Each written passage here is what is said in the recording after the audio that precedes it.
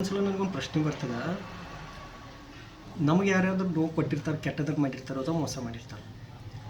ಆ ಮಾಡಿದ ನಂತರ ನಾವು ವಿಚಾರ ಮಾಡ್ತೀವೋ ಅಥವಾ ಸರ್ವಸಾಮಾನ್ಯವಾಗಿ ಎಲ್ಲರೂ ವಿಚಾರ ಮಾಡ್ತೀವಿ, ನಾವು ನಮ್ಗೆ ಕೆಟ್ಟದ್ದು ಮಾಡಿರಲ್ಲ ಅವ್ರಿಗೆ ಯಾವಾಗ ಕೆಟ್ಟದಾಗ್ತದೆ ಅಂತ ವಿಚಾರ ಮಾಡ್ತೀವಿ. ಯಾವಾಗ ಆಗ್ತದೆ ಆ ಕೆಟ್ಟ ಸುದ್ದಿ, ಆ ಕೆಟ್ಟ ವಿಚಾರ, ಅವ್ರದ್ದು ಕೆಟ್ಟದಾದಂಥ ನಮಗೆ ಯಾವಾಗ ಕೇಳೋಕ್ಕೆ ಸಿಗ್ತದೆ, ಯಾವಾಗ ನಾನು ಆತ್ಮಕ್ಕೆ ಸಮಾಧಾನ ಆಗ್ತದೆ ಅಂತೇಳಿ. ನೋಡಿರಿ, ಇದು ನಮ್ಮ ಮನುಷ್ಯತ್ವ ಅಲ್ಲ. ನಮಗೆ ಯಾರಾದರೂ ಕೆಟ್ಟದ್ದು ಮಾಡ್ರೆ ಅವ್ರಿಗೆ ಕೆಟ್ಟದಾಗಲಿ ಅಂತ ಬಯಸೋದು ಇದು ನಮ್ಮ ಒಳ್ಳೆಯ ಗುಣ ಅಲ್ಲ. ಯಾಕಂದ್ರೆ ಅವ್ರು ಕೆಟ್ಟದ್ದು ಮಾಡ್ಯಾರ ಅಂಥೇಳಿ ನಾವು ನೋಡ್ಕೊಂಡಿರ್ತೀವಿ. ತಿರುಗಿ ನಾವು ಅವ್ರಿಗೆ ಕೆಟ್ಟದಾಗಲಿ ಅಂತಂದ್ರೆ ನಾವು ಅವ್ರದ್ದು ಕೆಟ್ಟ ಮಾಡಿದಂಗೆ, ಅಂದ್ರೆ ಅವ್ರ ಹಂದಿ ಅವ್ರ ಮೇಲಿನ ಹಂದಿ ನಾವು ಆಗಿಬಿಡ್ತೀವಿ. ಅದಕ್ಕಾಗಿ ಅಂಥ ವಿಚಾರ ಮಾಡ್ಬೋದು. ಮತ್ತೊಂದು ಏನೈತಿ, ನಮಗೆ ಯಾರು ಕೆಟ್ಟ ಮಾಡಿರ್ತಾರಲ್ಲ ಅವ್ರು ನಮಗೆ ಕೆಟ್ಟ ಮಾಡಿ ನಮಗೆ ಮೋಸ ಮಾಡಿ ಅವ್ರು ಎಲ್ಲಿ ಹೋಗಿರ್ತಾರಂದ್ರೆ ಅವ್ರಿಗೆ ಯಾವ ವ್ಯಕ್ತಿ ಮೋಸ ಮಾಡ್ತಿರ್ತಾರಲ್ಲ ಅವ್ರ ಪದರದಾಗ ಹೋಗಿ ಬಿದ್ದಿರ್ತಾರೆ, ಅಥವಾ ಅವ್ರ ಮನ್ಯಾಗ ಅವ್ರ ಹಸಿಗಾಗೋ ಅವ್ರ ಇದ್ರಾಗ ಇರ್ತಾರವ್ರು.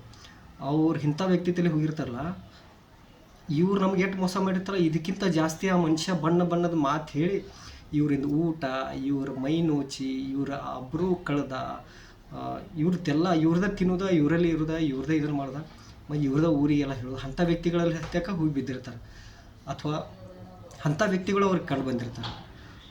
ಸೊ ಅಂಥವ್ರದ್ದು ಏನು ಕೆಟ್ಟ ಮಾಡೋರು, ಆಲ್ರೆಡಿ ಅವ್ರು ಕೆಟ್ಟಾಗಿರ್ತೈತಿ, ಅವ್ರು ಕೆಟ್ಟತನದಾಗ ಬಿದ್ದಿರ್ತಾರೋ, ಕೆಟ್ಟ ವ್ಯಕ್ತಿಗಳ ಜೊತೆ ಇರ್ತಾರನ ಕೆಟ್ಟತನ ಎದ್ದು ಕಾಣಂಗಿಲ್ಲ.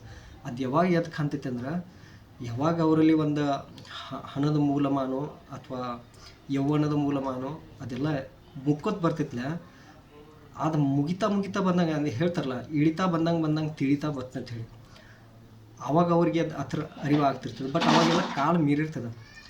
ಆ ಸಮಯದಲ್ಲಿ ತಿಳುವಳಿಕೆ ಬಂದು ಏನು ಉಪಯೋಗ ಇಲ್ಲ. ನೋಡಿರಿ, ಒಂದು ತೆವಿ ಮೇಲೆ ಒಂದು ರೊಟ್ಟಿ ಇಟ್ಟಿರ್ತೀವಿ, ಅದನ್ನು ಇಂತಿಷ್ಟು ಸೆಕೆಂಡ್ದಾಗ ಅದನ್ನು ನಾವು ತಿರುಗಬೇಕು ಅಥವಾ ತೆಗಿಬೇಕು, ಬೇಯಿಸ್ಬೇಕು. ಹಾಗೆ ಇಟ್ಟು ಅಂದ್ರೆ ಸುಟ್ಟು ಕರಗಲಾಗಿಬಿಡ್ತದೆ. ಅದೇ ರೀತಿ ಈ ಇನ್ನೊಬ್ರಿಗೆ ಕೆಟ್ಟ ಮಾಡ್ತಿರ್ತಾರೋ ಅಥವಾ ಇನ್ನೊಬ್ರಿಗೆ ನಂಬಿಕೆ ದ್ರೋಹ ಮಾಡ್ತಿರ್ತಾರೋ, ಮೋಸ ಮಾಡ್ತಿರ್ತಾರೆ, ಅಂಥವ್ರ ಜೀವನನೂ ಕೂಡ ಸಮಯಕ್ಕೆ ತಕ್ಕಂತೆ ಜಲ್ದಿ ಅವ್ರು ಎಚ್ಚರ ಆದ್ರೆ ಅವ್ರ ಜೀವನ ಚಲೋ ಆಗ್ತಿರ್ತೈತೆ. ಇಲ್ಲ ಅವ್ರ ಜೀವನ ಅವರ ಹಾಳು ಮಾಡ್ಕೊತಿರ್ತಾರೆ. ಸಮಾಜದ ಕೆಲವರು ಒಳ್ಳೆಯ ವ್ಯಕ್ತಿಗಳು ಇರ್ತಾರೆ, ಅವ್ರಿಗೆ ಇಷ್ಟು ಕೆಟ್ಟ ಮಾಡಿ ಹೋಗಿರ್ತಾರಲ್ಲ, ಆದರೂ ಅಂಥ ವ್ಯಕ್ತಿಗೆ ಇವ್ರು ತಿರುಗಿ ಏನೂ ಮಾಡೋಂಗಿಲ್ಲ. ಫಾರ್ ಎಕ್ಸಾಂಪಲ್ ನನ್ನಂಥವ್ರು ಕೂಡ ಯಾರು ಏನೇನೋ ಮಾಡ್ರು ಮಾತಾಡ್ರು, ಏನೋ ನಮಗೆ ಮೋಸ ಮಾಡ್ರು, ನಮ್ಗೆ ಸಿಕ್ಕಾಪಟ್ಟೆ ನೋವು ಕೊಟ್ಟರು, ರಾತ್ರಿ 12-2 ಗಂಟೆ ಮಟ್ಟ ನಾವು ಎದ್ದಾಡ್ತೀವಿ, ಎಲ್ಲ ಮಾಡಿದ್ವಿ.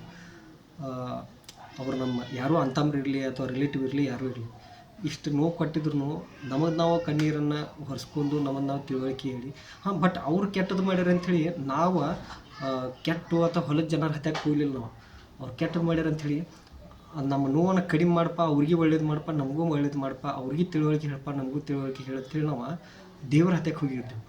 ಉಲ್ಟಾ ನಾವು ಯಾರೂ ಹೊಲಸು ವ್ಯಕ್ತಿಗಳ ಅಥವಾ ಕೆಟ್ಟ ಜನರ ಹತ್ಯಕ್ಕೆ ಅಥವಾ ಕೆಟ್ಟ ವಾತಾವರಣದಾಗ ಹೋಗಿಲ್ಲ. ನಾವು ಕೆಟ್ಟ ವಾತಾವರಣದಾಗ ಹೋದ್ರೂ ಆ ವಾತಾವರಣ ಸುಧಾರಿಸಿ ಬರ್ತೀವಿ ಹೊರತಾಗಿ ನಾವು ಕೆಟ್ಟದಾಗಿ ಬರಲ್ಲ. ಈ ರೀತಿ ನಮ್ಮದು ಕ್ಯಾರೆಕ್ಟರ್ ಇರ್ತದೆ. ನೀವು ಕೂಡ ಹಂಗೆ ಎಲ್ಲಿ ಕೆಟ್ಟ ಜನರಲ್ಲಿ ಹೋಗಲಿ, ಎಲ್ಲಿ ಹೋದ್ರಿ ನಮ್ಮ ಒಳ್ಳೆಯ ವಿಚಾರಗಳಲ್ಲಿ ಬಿತ್ತು ಬರ್ಬೇಕು ಹೊರತಾಗಿ ಅಲ್ಲಿದ್ದು ಕೆಟ್ಟತನ ನಾವು ತೊಗೊಂಡು ಬರಬಾರ್ದು. ಮತ್ತು ನಮಗೆ ಕೆಟ್ಟದ್ದು ಯಾರು ಮಾಡಿರ್ತಾರಲ್ಲ ಅವ್ರದ್ದು ಕೆಟ್ಟದಾಗಲಿ ಬಯಸಬಾರ್ದು. ಏನೋ ಅವ್ರು ಬೆಳೆದು ಬಂದ ಹಾದಿ, ಅವ್ರಿಗೆ ಅದ ಜೀವನ ಅಂತ ಅನಿಸಿರ್ತದೆ, ಏನೋ ತಿಳುವಳಿಕೆ ಇರಲ್ಲೋ ಅಥವಾ ಒಂದೇನೋ ದುರಾಸೆ, ಅತಿ ಆಸೆ ಅಥವಾ ಏನೋ ದುರ್ಬುದ್ಧಿ ಅಂತಾರೆ, ಅದು ಅವ್ರ ಹಣೆ ಬರ. ಬಟ್ ಅಂಥ ಗುಣಗಳಿಂದ ಅವ್ರು ಏನೇನೋ ಅತ್ಯಮೂಲ್ಯವಾದ ವಸ್ತುಗಳನ್ನ, ವ್ಯಕ್ತಿಗಳನ್ನ, ಕ್ಷಣಗಳನ್ನ ಕಳೆದುಕೊಂಡಿರ್ತಾರೆ. ಮತ್ತೇನು ಮಾಡೋದು, ಕೆಲವ್ರ ಜೀವನ ಹಂಗಿರ್ತದೆ. ಖರೆ ಒಂದು ನೆನಪಿಟ್ಕೋರಿ, ಮನುಷ್ಯ ಅವ್ನು ಸತ್ತಂದ್ರೆ ಸತ್ತವ ಹೋದ, ಮತ್ತೇನು ಬರೋಲ್ಲ.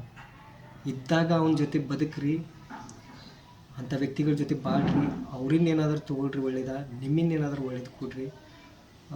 ಮನುಷ್ಯನಾಗಿ ಹುಟ್ಟಿದ್ದೀವಿ, ಜೀವ ಹೋದ್ಮೇಲೆ ಎಲ್ಲರೂ ನಿರ್ಜೀವ ಆಗೋರ್ದು. ಈಗ ನಾವು ಕೂತಂಥ ಟೇಬಲ್, ಸ್ಟೂಲ, ಗೋಡೆಗಳೆಲ್ಲ ನಿರ್ಜೀವಗಳದ. ಇವೆಲ್ಲ ನಿಮ್ಮ ಜೊತೆ ಮಾತಾಡು ಅಥವಾ ನಿಮ್ಮ ಕಣ್ಣೀರು ಹೊರಿಸು ಅಥವಾ ನೀವು ಹತ್ರ ಕಣ್ಣೀರು ಹೊರಿಸು ಇಂಥದ್ದು ಏನಿಲ್ಲ. ಮನುಷ್ಯ ಎದುರಿದ್ರೂ ಭಾವನೆ ಹಂಚ್ಕೋಬಹುದು. ಆದರೆ ಯಾರ ಮುಂದೆ ಭಾವನೆ ಇರ್ತಿರಲ್ಲ ಆ ವ್ಯಕ್ತಿ ಒಳ್ಳೆಯವರಾಗಿರಬೇಕು. ಎಲ್ಲರೂ ಒಳ್ಳೇದು ನಾಟಕ ಮಾಡ್ತಾರೆ, ಬಟ್ ಆ ವ್ಯಕ್ತಿ ನಮ್ಮ ಹೃದಯದಲ್ಲಿ ಪೂಜಿಸಲ್ಪಡುವಂಥ ವ್ಯಕ್ತಿಗಳಿರ್ಬೇಕು ನಮ್ಮ ಜೊತೆ. ಆವಾಗ ನಮ್ಮ ಜೀವನ ಸಾರ್ಥಕ.